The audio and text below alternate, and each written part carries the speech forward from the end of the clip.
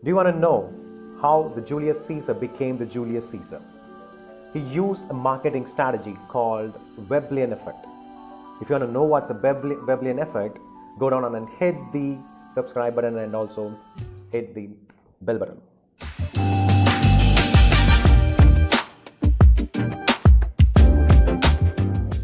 At the age of 23, Julius Caesar was a junior politician on his way up. But he had an advantage which none of the other people had at his time: the confidence and the brains.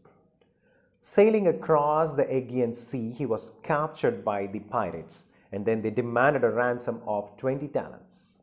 20 talents of silver, and then in today's valuation, 20 talents is about like $600. Okay, Julius Caesar told them that they were being ridiculous. Okay, he couldn't possibly allow himself to be ransomed so cheaply.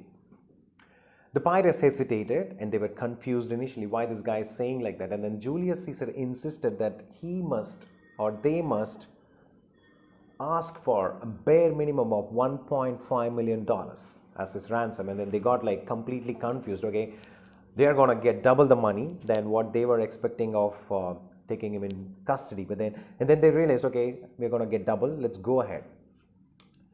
Normally this does not happen. They let the Julius Caesar's men go to their hometown to go back to the Rome and then raise the money. And in Rome, in his absence, Caesar suddenly became very famous.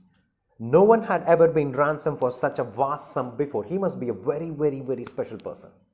He must be incredibly important, is what people started to speak. That was the grapevine around in Rome.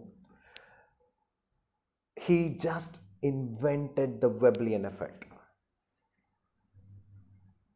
The Veblen Effect is when consumers perceive higher priced goods to be worth more simply because they cost more.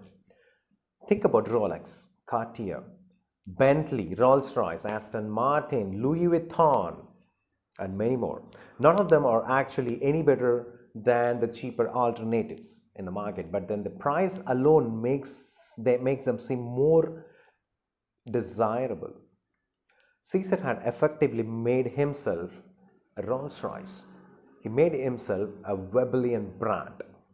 He placed a value on himself greater than anyone in Rome. But as far as anyone in Rome knew, it wasn't him who had done it. It was an independent valuation. So it must be true, that's what the people in the room thought. And because Caesar was now so highly valued, his men had little trouble in raising money for ransom. They returned to the island and then freed him. But then Caesar wasn't going to allow the pirates to keep that sort of money with them. $1.5 million. In those days, it's like pretty huge. Even now, still is. He hunted down the pirates and then took back all the money plus everything else what they had, and then executed them all. He's a smart cookie. So Caesar was now both very rich and then very, very, very famous. And in time, with that same combination and confidence and brain, he became the ruler of all Rome. And he presided over the golden age of Roman Empire, expanding it from Spain to Germany, from Britain to Middle East. But Caesar knew that reality begins in the mind.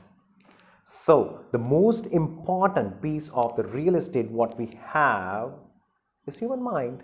Human mind. How would you stake a claim in the mind is by creating a perception.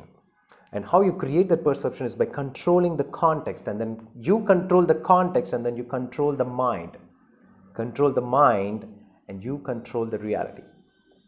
And that's the beauty of the Veblen Effect, which Julius Caesar used, and then he created a whole new big empire.